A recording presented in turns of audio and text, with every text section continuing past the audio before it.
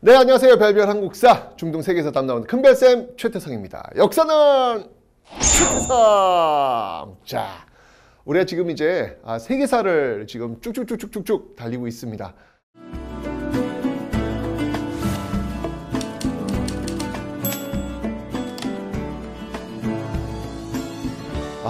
정말 그 제국주의 세력들의 그 탐욕, 그 욕심, 그런 것들이 결국은 전쟁, 이 전쟁을 만들게 될 겁니다. 그러니까 그거죠. 뭐 제국주의들이 더 많이 가져가려고 욕심을 내는 과정 속에서 나타나는 모습이겠지요. 자, 제1차 세계대전 정말 옛날에 여러분들 우리 세계사 공부할 때 항상 중국 이렇게 보고 인도 이렇게 보고 그 다음에 이제 중동 지역 보고 그 다음에 유럽 지역 보고 이렇게 나눠서 봤잖아요. 그죠? 그러니까 약간 그 연결고리가 그렇게 크진 않았단 말이에요. 따로 있었는데 이제는 하나 된 지구가 되면서 그 안에서 제국주의들이 식민지를 더 많이 가져가는 그 과정 속에서 결국 빵 하고 터지게 되는 어떤 그런 모습들. 왜 인간은 이렇게 욕심이 많을까요? 다시는 이런 세계대전, 전쟁 이런 것들로 뭔가 문제를 해결하려는 방식은 우리 21세기 이후부터는 허용되지 않았으면 좋겠다라는 생각이 듭니다. 자, 가볼게요. 자, 이 1차 세계대전의 어떤 그 배경이 있는데요. 자, 삼국 동맹과 삼국 협상이 있습니다. 자, 일단 한번 보시고요. 잠깐만 개보세요.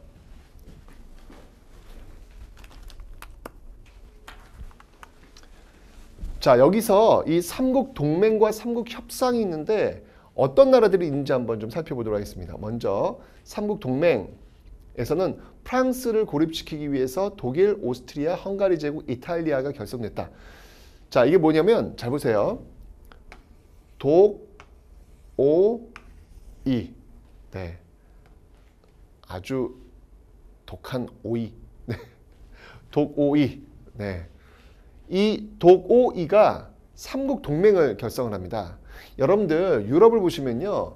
이쪽에 독일이 있고요. 이쪽에 독일이 있고 그 다음에 요 옆쪽에 프랑스가 있어요. 그죠? 그리고 요 옆쪽에 바로 러시아가 있어요. 요런 식으로 되어 있습니다. 그리고 이제 요 아래쪽에 이제 뭐 오스트리아, 이탈리아 이제 이런 나라들이 이제 결성이 될 거 아니에요. 그죠? 보시면 요렇게 이제 연결이 이제 이렇게 될 텐데 요 삼국 동맹이라고 하는 것은 요렇게 요렇게 축이 결성이 된다라고 보시면 됩니다. 바로 이 프랑스를 고립시키기 위해서 바로 독일, 오스트리아, 헝가리, 이탈리아가 이렇게 결성된 그런 모습들, 프랑스를 고립시키는 거죠. 이런 식으로 해서 고립시키는 이런 모습들이 있으니까 그럼 프랑스는 또 마찬가지로 어떻게 될까요? 이 독일을 또 견제해야 될 거 아니에요. 그러면 당연히 그 독일의 배후에 있는 러시아를 끌어들이려고 하겠죠. 너무 당연한 거예요. 외교라는 게 여러분들 이게 눈에 보여요. 여러분 지금 이 모습들은요. 1차 대전뿐만 아니라 2차 대전에서도 똑같이 이제 전개가 될 겁니다. 독일이 너무 팽창하면 그 주변국들은 서로 손을 잡게 되어 있는 거예요. 우리나라도 마찬가지잖아.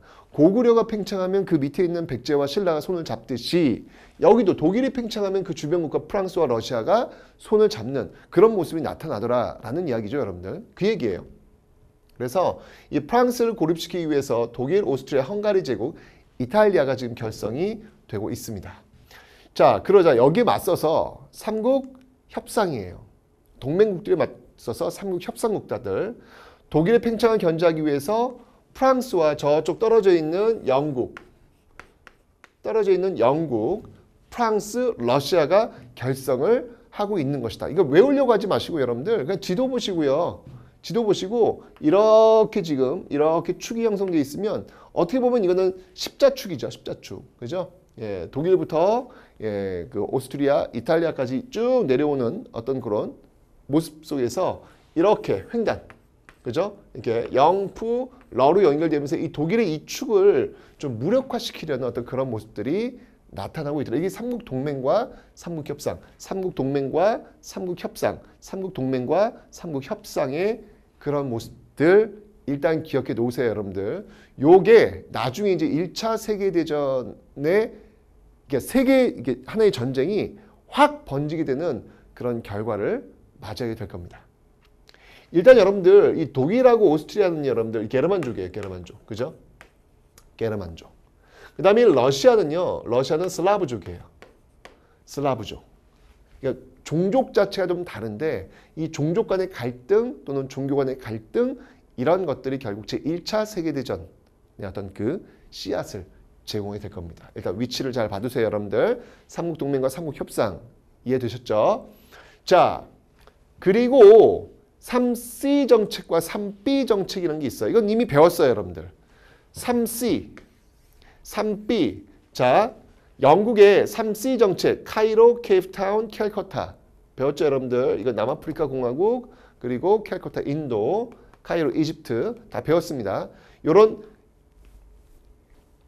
종단 정책이잖아요. 여러분들 쭉 내려온 정책이잖아요. 그죠? 여기에서 독일의 3B 정책, 베를린, 비잔티움, 바그다드. 이건 횡단 정책이죠. 그죠? 베를린, 비잔티움, 바그다드의 대립으로 경쟁이 심화되고 있더라. 지금 독일하고 영국도 지금 이렇게 아프리카에서 식민지를 누가 더 가져가느냐에 의해 가지고 좀 사이가 안 좋아요. 안 좋으니까 당연히 영국과 프랑스가 연결될 수밖에 없는 거예요. 그죠? 독일과 영국은 이렇게 척을 질 수밖에 없는 것이죠. 그죠? 이런 어떤 것들이 바로 당시 어떤 그 유럽 세계 어떤 정세다라고 하는 거. 앞에 있었던 삼국 동맹과 삼국 협상 잘 봐두시고요. 3C 정책과 3B 정책을 잘 봐두세요. 독일과 영국이 부딪히는 어떤 모습들, 그리고 삼국 동맹과 삼국 협상에서는 또 프랑스와 독일이 또 부딪히는 모습들, 그런 과정 속에서 독일, 오스트리아, 이탈리아가 하나로 연결이 되고 영국, 프랑스, 독일의 배후에 있는 러시아가 또 한 축으로 연결이 되고 있다는 사실. 이건 여러분들 외우려고 하는 게 아니라 이해를 하시면 되는 거예요. 너무 당연한 겁니다, 여러분들.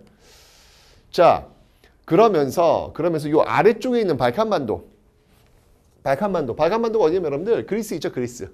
예, 그리스가 있는 그 반도를 얘기하는 겁니다. 이 발칸반도가 이제 대립을 아주 여기 화약고예요. 지금도 이 발칸반도는 이 종족이나 종교나 막 이게 막 겹쳐 있잖아요. 예, 그러다 보니까 아주 지금 굉장히 그 혼란스러운 어떤 그런 지역이기도 하죠. 자, 러시아, 세르비아를 중심으로 하는 범슬라브주의. 아까 제가 러시아, 슬라브족이라고 제가 설명드렸습니다. 범슬라브주의와 독일, 그 다음에 오스트리아, 헝가리 제국을 중심으로 하는 범게르만주의 대립. 발칸반도에서도 그게 지금 벌어지고 있는 거예요. 그러니까 오스트리아 같은 경우에는 이 남쪽을 자꾸 남하하려고 하는데 그 밑쪽, 이 발칸반도에 살고 있는 슬라브족은 저항을 하는 거예요. 저항을 하는 거예요.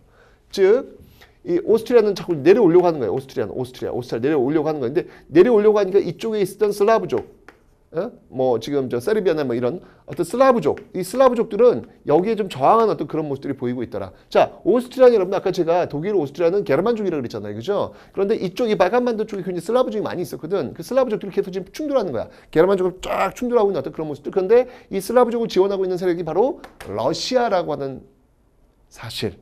이런 것들 염두에 두시면 여기에 뭔가 불꽃이 하나 탁 떨어지면 팡 터지겠구나 라고 하는 어떤 그런 느낌을 여러분들 가지시면 되는 거예요. 아, 지금 굉장히 첨예하게 지금 얽히고 설키 있는 과정 속에서 지금 이 발칸반도 쪽이 굉장히 위험한 그런 모습들을 지금 보이고 있습니다.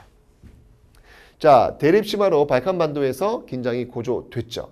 이 과정에서 드디어 터집니다. 불꽃이 팍 발활하는 거예요. 그게 뭐냐면 바로 사라예보 사건이에요. 이 세르비아, 슬라브족이에요.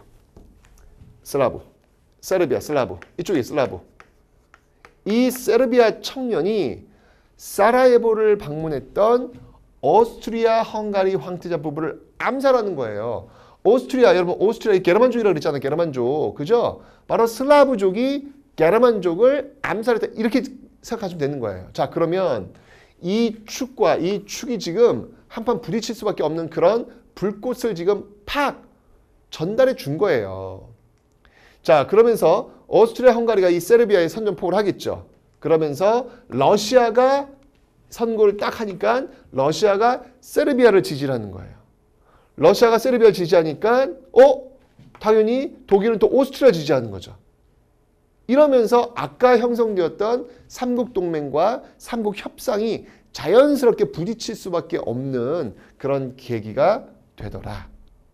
다시 한번 여러분들 1차 세계대전 그 배경 삼국 동맹과 삼국 협상 삼국 동맹 독일, 오스트리아, 헝가리 그리고 이탈리아 삼국 동맹, 삼국 협상 영국, 프랑스, 러시아 이렇게 팽팽하고 맞서고 있는 상황 속에서 바로 발칸반도 그 밑쪽에 있는 발칸반도 그리스 쪽 이 발칸반도에서 바로 세르비아 청년이 오스트리아 황태자 부부를 땅땅땅 총을 쏴서 암살을 한 거예요.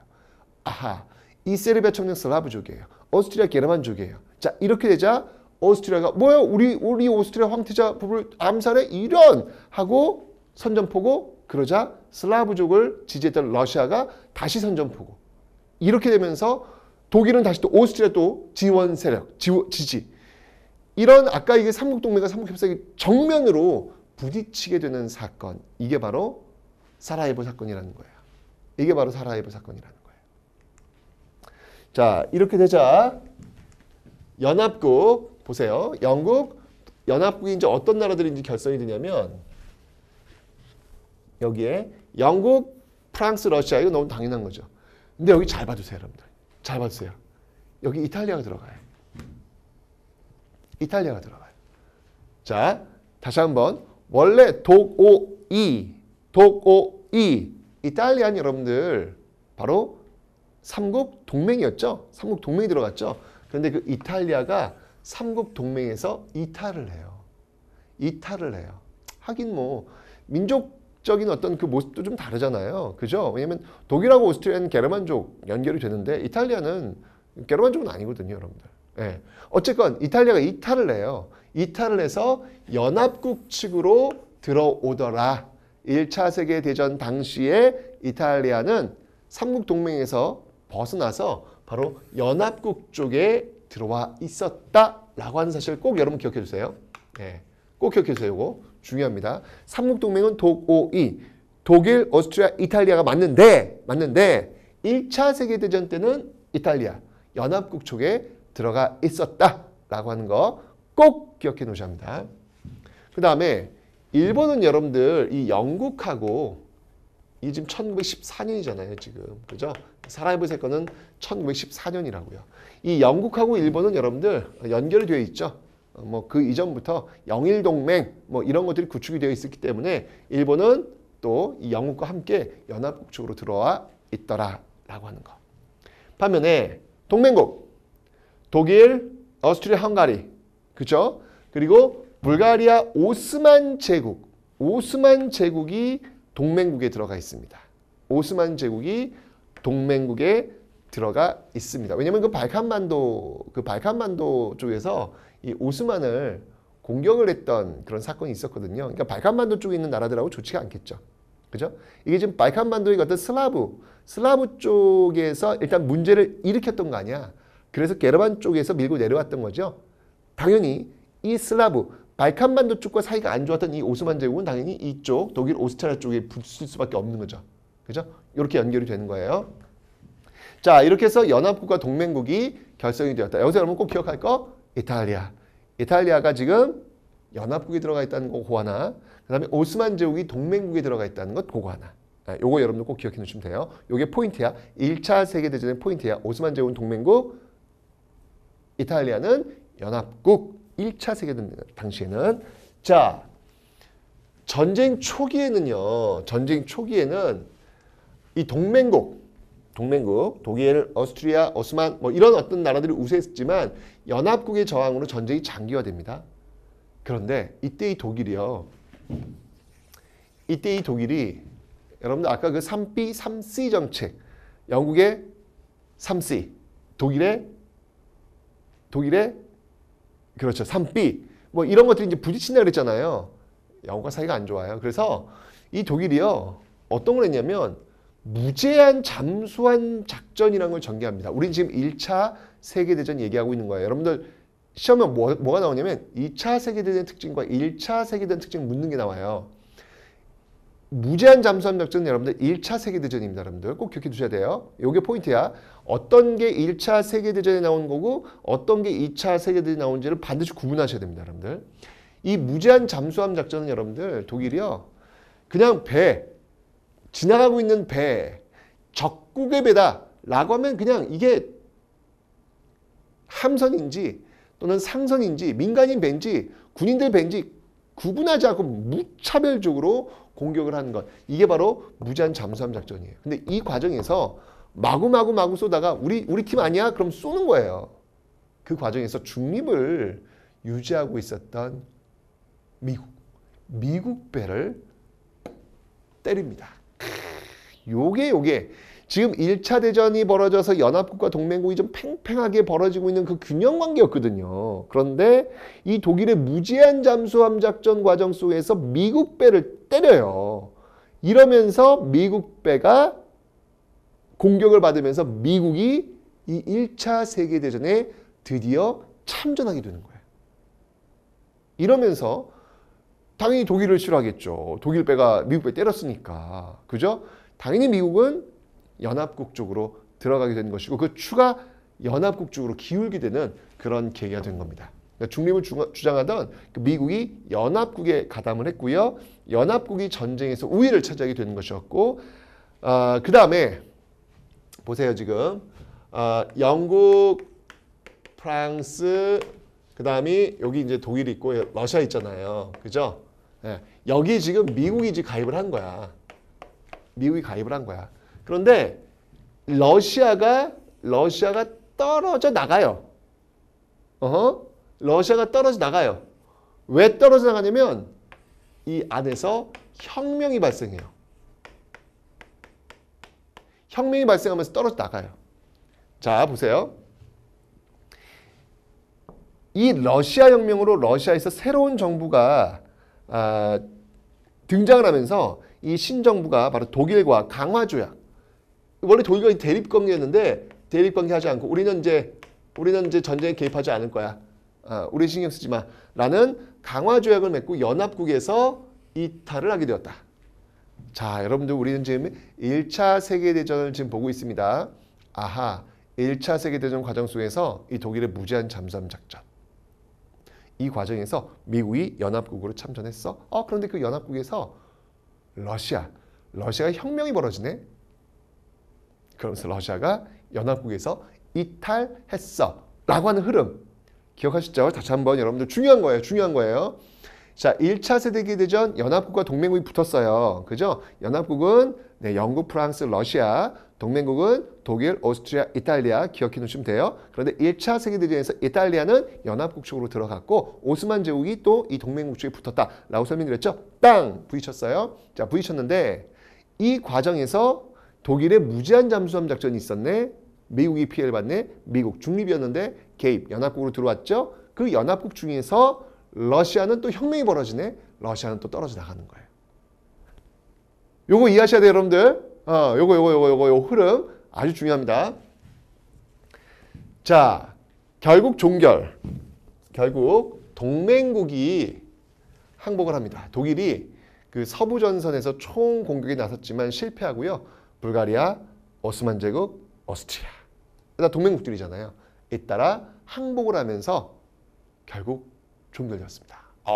이게 바로 1차 세계대전. 와, 어마어마한 전쟁이었네요. 그죠? 어마어마한 전쟁이었습니다. 그러니까 사실은 그러면 선생님 이게 지금 세계대전이라고 할 수 있는데 이게 왜 세계대전인가요? 이게 유럽 지역에 국한된 그런 전쟁 아닌가요? 그렇지 않죠. 여러분 이 당시엔 제국주의 세력들이다 보니까 그 유럽 나라들이 지금 다른 아시아 지역의 식민지를 다 갖고 있잖아요. 그죠? 그러니까 식민지가 자동으로 개입이 되는 거예요. 식민지들 자동으로 개입되는 거예요. 왜? 아니 그 식민지를 지금 점령하고 있었던 나라를 도와줘야 될 거 아니에요. 도와주면 뭐 또 이득이 생길 수 있으니까. 그러다 보니까 자연스럽게 이게 세계적으로 지금 하나의 전쟁이 벌어지게 된 사건이다라는 것이죠. 굉장히 중요한 사건입니다. 1차 세계대전이었습니다. 다시 한번 연합국과 독립국, 연합국과 동맹국, 그죠? 연합국에는 프랑스, 러시아, 그리고 영국, 동맹국에는 독일, 오스트리아, 이탈리아. 자, 그런데 1차 세계대전이 벌어졌을 때 연합국이 있던 이탈리아는 연합국으로, 그리고 여기 오스만 제국이 붙는다고 제가 설명드렸습니다. 자, 독일의 무제한 잠수함 작전이 벌어졌네. 이 과정에서 이 연합국에 미국이 들어와요. 그리고 이 연합국 중에서 이 러시아에 혁명이 벌어져. 그러면서 러시아가 연합국에 떨어져 나가. 결론적으로 연합국이 이겨. 오케이? 자, 요 모습이에요. 자, 그러면서 결국 독일도 항복을 하게 됩니다. 독일에서 혁명으로 수립된 그 공화국 정부가 연합국에 항복을 하고요. 휴전 조약을 1918년 체결을 하게 됩니다. 1914년부터 1918년. 이 1914년 여러분들 제1차 세계대전의 불꽃이 뭐라 그랬죠? 바로 사라예보 사건. 그죠? 세르비아 청년이 오스트리아 황태자 부부를 암살했던 바로 그 사건으로 1차 세계대전이 확산이 되었다는 거. 그게 결국은 1918년 독일의 항복으로 종결이 되고 있더라. 이게 1차 세계대전이었습니다. 자, 특징을 보시면요, 여러분들 총력전이에요. 정말 전쟁에 뭐 인적, 물적 자원 총동원됐고요. 군인뿐만 아니라 국민 전체가 전쟁에 동원이 되었죠. 이 과정 속에서 여성 노동자들도 굉장히 많이 증가를 하고 있습니다. 정말 총력전. 1차 세계대전은요, 정말 참혹할 정도로 다 동원됐다고 보시면 되는 거예요. 이게 얼마나 많은 사람들이 피해를 받겠어요. 그리고 참호전. 참호를 파고요. 서로 방어, 장기간 대치하는 전투가 전개됐고요. 전쟁의 장기화원이 되는 겁니다. 참호 있잖아요. 그 참호나 벙커 이런 것들을 파놓고요. 그 안에서 장기전을 대비하는 그런 참호전의 특징이 있었다. 총력전, 참호전. 그 다음 신무기가 이때 많이 사용돼요. 뭐 전투기, 탱크, 잠수함, 독가스. 아까 제가 잠수함 얘기했잖아요. 무제한 잠수함 작전. 그 독일의 무제한 잠수함 작전 때문에 미국이 연합국에 참여하게 되었다라고 설명드렸죠. 자, 바로 이런 신무기들이 사용되었다. 1차 세계대전은 총력전이었고 그리고 참호전이었고 신무기가 다량으로 사용되었다. 얼마나 많은 인명피해가 있었을까. 독가스까지 사용됐으니까 얼마나 많은 인명피해가 있었겠습니까. 이게 바로 1차 세계대전이었습니다. 자, 많은 인명 재산 피해가 발생했고요. 국제사회에서 유럽 열강의 세력은 약화돼요. 왜냐하면 자기들끼리 막 싸우다 보니까. 그러니까 여러분들 유럽이라는 나라가 어때요? 유럽이라는 나라가 그 대항해 시대 이후에 정말 엄청난 식민지를 개척을 하면서 제국주의 대열에 들어왔잖아요. 근데 결국 그게 자기들의 욕심에 의해서 서로 부딪히게 되는 거지. 서로 싸우게 되는 거지. 이러면서 결국 유럽의 시대는 이제 저물게 되는 거예요. 자기들끼리 싸우는 게 욕심이라는 게 이런 거야. 더 하나 가지려다가 결국은 더 내놓게 되는 그런 모습들이 나오잖아요. 근데 이 과정 속에서 새롭게 참여했던 바로 미국이라는 나라가 이제 서서히 그 힘을 키워가게 되는 그런 어떤 계기가 바로 이 1차 세계대전이 되는 겁니다. 미국과 일본이 새로운 강대국으로 부상하게 되는 시기. 이게 바로 1차 세계대전이 되겠습니다. 자, 1차 세계대전이 끝났으니까 이제 어떻게 결론을 내야 될 거 아니에요. 그죠? 독일이 졌으니까, 동맹국이 졌으니까. 자, 그래서 파리에 모여가지고 강화회의를 합니다. 이제 전쟁 끝났으니까 이제 이거 어떻게 하자, 처리하자, 처리회의죠. 제1차 세계대전 전후의 처리 노림하기 위해서 미국, 영국, 프랑스가 주도를 합니다. 자, 여기서 이제 윌슨의 민족자결주의 14개조 원칙이 채택되는 거예요. 자, 윌슨의 민족자결주의 14개조 원칙 중에 이제 자결주의가 들어가는 건데, 자, 여러분 우리 이건 잘 알고 있습니다. 그래서 우리나라 3.1운동이 일어난 거구나. 느낌 오시죠, 여러분들? 3.1운동이 일어나게 된 배경은 바로 저렇게 1차 세계대전이 종결되고 나서 바로 이 민족자결주의, 윌슨의 민족자결주의가 천명되었고 거기에 영향을 받아서 우리도 3.1운동을 전개한 것이다. 이런 흐름들을 우리 쪽과 연결할 수 있겠죠. 그죠? 이게 바로 이제 파리 강화회의에서 나온 거예요. 1차 세계대전의 어떤 그 회의가 되겠죠.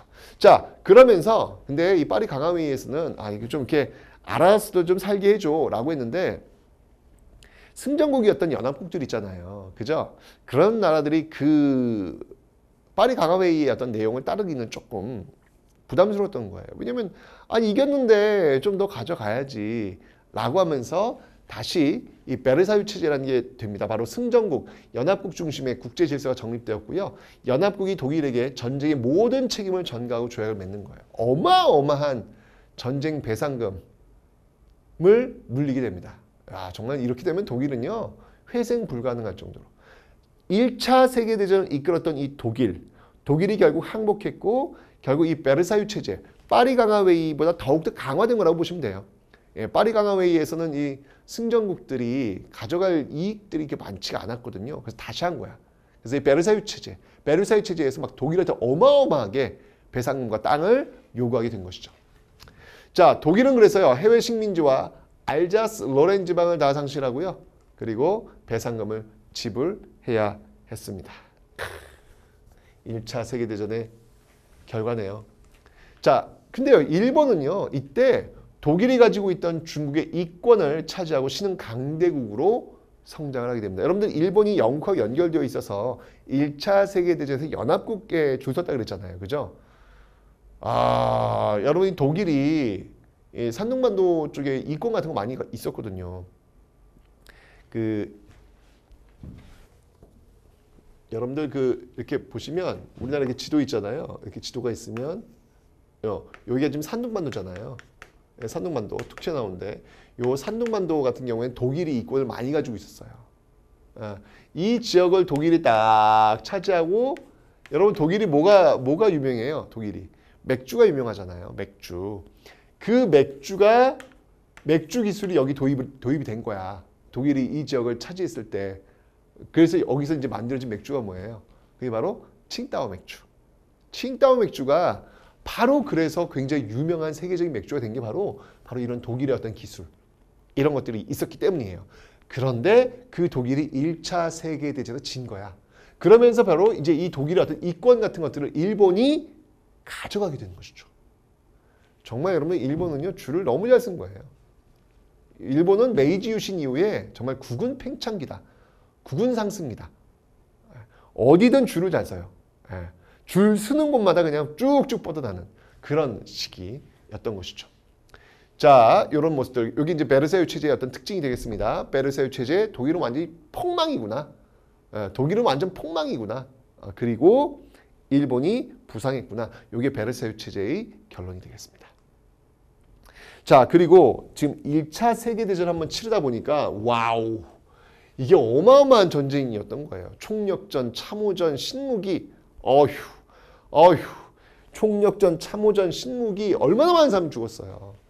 그래서 결국 이때 국제연맹이라는 게 창설이 됩니다. 자, 여러분들 국제연합이 아니에요. 요거 헷갈리시면 안 돼요. 시험에 잘 나옵니다, 여러분들. 국제연합은 요거는 2차 세계대전 때 나오는 것이고 국제연맹이 바로 1차 세계대전 때 창설된 겁니다. 반드시 기억하셔야 합니다, 여러분들. 파리 강화회의, 베르사유 체제, 그리고 국제연맹.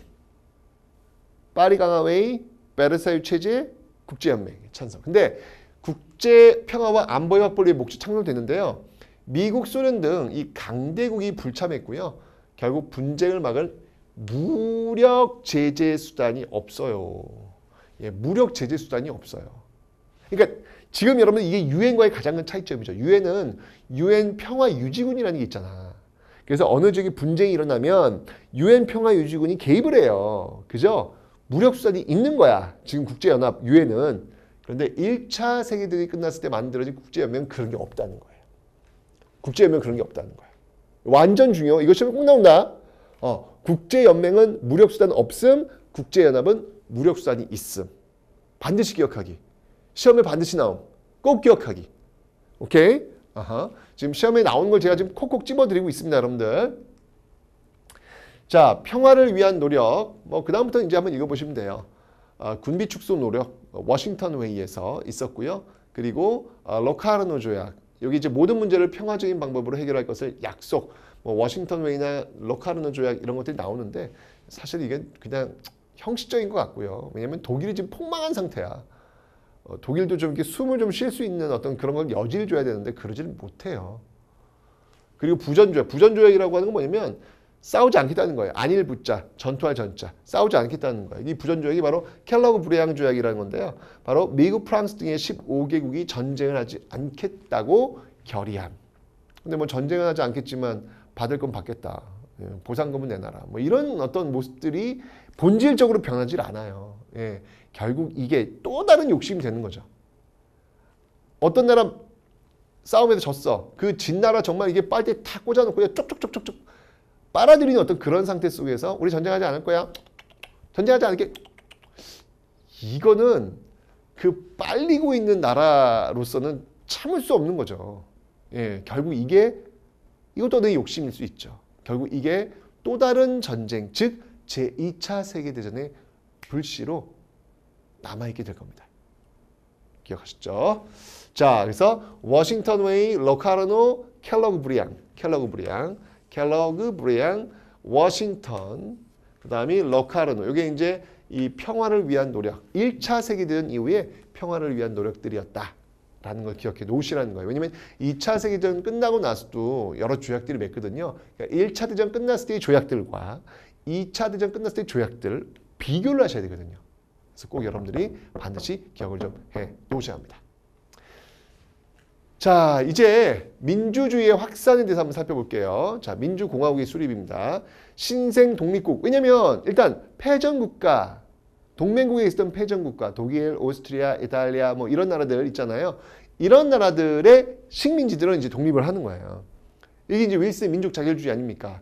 제1차 세계대전 이후 민족 자결주의 원칙에 따라서 패전국의 식민지가 독립됩니다. 민주주의를 채택하는 것인데요. 자, 독일 같은 경우에는요. 그 바이마르 공화국, 이제 공화국 체제가 1차 세계대전의 그 과정 속에서 공화국 체제가 들어와요. 오스트리아, 헝가리, 오스만 제국, 재정이 붕괴되고 다 민주공화국. 아하, 이제 공화국 시스템으로 지금 바뀌고 있다라고 하는 거. 1차 세계대전 끝난 이후에 바로 그 동맹국들 공화국 시스템으로 바뀌고 있다. 1차 세계대전이 끝난 이후에 바로 1차 세계대전의 어떤 원인을 제공했던 그 동맹국들이 바로 이렇게 공화국으로 바뀌고 있다라는 거 기억해 놓으시면 되겠습니다. 그리고 민주주의의 발전, 여성의 이 참정권이 많이 확대가 돼요. 그리고 지위가 상승하고 있습니다. 왜냐하면 여러분들 1차 세계대전 과정 속에서 여성 노동자들이 굉장히 많은 역할들을 하게 되거든요. 물건도 많이 만들고 무기도 많이 만들고 이런 과정 속에서 여성 노동자들이 요구하겠죠. 우리의 원래의 어떤 권리, 참정권 달라. 왜 우리 여성은 그런 게 없어야 되느냐? 아, 우리도 지금 할 거 다 하고 있는데 왜 없어야 되느냐? 이건 바로 우리의 권리다. 이건 바로 천부인권이다. 달라! 라고 하면서 여성의 참정권 확대와 지위가 또 그만큼 상승이 됩니다. 그래서 보통선거라면 남녀 구분 없이 일정한 연령되면 누구나 다 선거를 할 수 있는 거잖아요. 보통선거 실시되었고 취업과 교육의 기회가 확대가 되었죠. 그리고 노동자의 권리도 보장이 되었더라.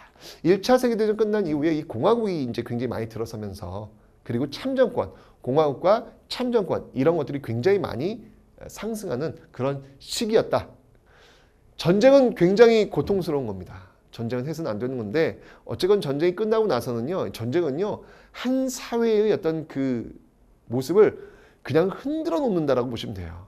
얼마나 많이 흔들렸겠어요. 그죠? 그래서 이러한 모습들이 나타나고 있더라라는 걸 보시면 되겠습니다.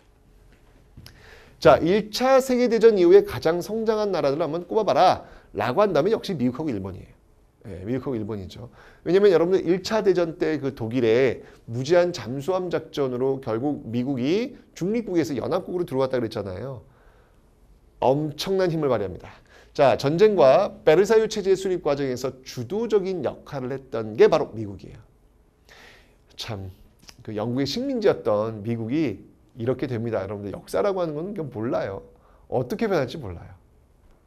경제 기반이 파괴된 유럽에 상품을 수출해서 큰 이익을 얻으면서 전후 세계 질서를 주도했고 이건 지금 현재까지 이어지고 있잖아요. 그죠? 그러니까 1차 세계대전, 지금의 미국이 언제부터냐? 라고 한다면 여러분들 1차 세계대전 이후부터 지금까지 미국의 주도권, 미국의 어떤 세계 질서를 좌우하는 그런 모습들이 지금 형성되고 있다라고 하는 것을 여러분들이 기억하시라는 거예요. 자, 일본 연합국으로 전쟁에 참여했었죠. 자, 그러면서 중국과 태평양에서 독일의 이권을 차지해가지고 파리 강화에 참여해서 국제적인 영향력이 높아졌지만 아시아 지역에서 이권 확대로 서양 열강의 견제를 받기도 합니다. 이거 너무 커지는 거예요. 일본이 너무 커지는 거예요. 자, 이렇게 해서 여러분들 1차 세계대전의 어떤 그 영향과 결과를 지금 쭉 한번 살펴보셨습니다. 아, 정말 야, 그 세르비아 청년이 쏘았던 그 총성, 빵! 그 총성 한 발이 바로 1차 세계대전을 발화시킨 거예요. 이게 어떻게 보면 여러분 우연적인 어떤 사건일 수 있겠지만 여러분이 우연적 사건 속에는 이미 필연적인 이유가 들어가 있는 거예요. 그냥 이유 없이 일어나는 게 아니란 얘기죠. 결국 연합국과 동맹국이 붙었고 특히 이제 범게르만주의와 범슬라브주의 어떤 그 대립 속에서 연합국과 동맹국이 붙었고 결국 그 과정 속에서 이탈리아는 연합국으로 들어갔고 또 러시아는 혁명에서 빠져나갔고 여기에 독일의 무제한 잠수함의 반발로 미국이 또 연합국에 편승했다라는 거 기억해 놓으시는데 결국은 독일이 집니다. 자, 그러면서 파리 강화회의, 베르사유 체제 그리고 국제연맹이 창설되는 그런 과정을 봤고요. 전반적으로 1차 세계대전 끝나면서 공화국들이 많이 들어왔죠. 공화국. 대표를 뽑아가지고 정치를 주도하는 공화국이 들어왔고 그러면서 어떤 민주주의가 굉장히 발전하는 1차 세계대전 이후 민주주의의 발전하는 그런 모습들을 보이고 있더라. 그러나 여전히 1차 세계대전 졌던 이 독일, 지금 독일이 좀 걱정이 됩니다.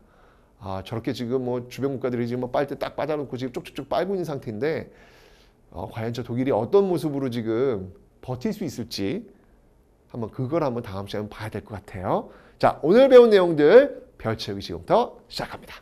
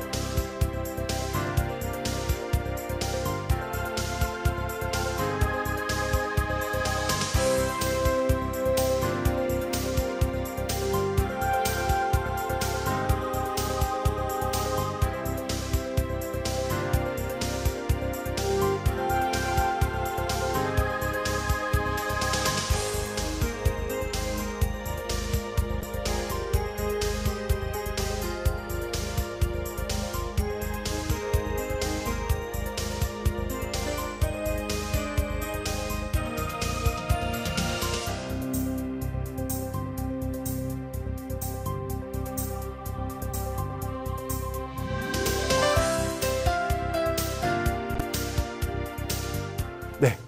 자, 이렇게 해서 여러분들 1차 세계대전을 봤습니다. 정말 끔찍한 전쟁이었잖아요. 근데 그 끔찍한 전쟁이 어떻게 굉장히 큰 어떤 지구의 어떤 사회 변화 이런 것들을 굉장히 많이 지금 영향을 주고 있구나라는 걸 봤습니다. 자, 하지만 아직 전쟁이 끝나지 않았습니다. 제2차 세계대전이 기다리고 있습니다. 다음 시간에 보도록 하겠습니다.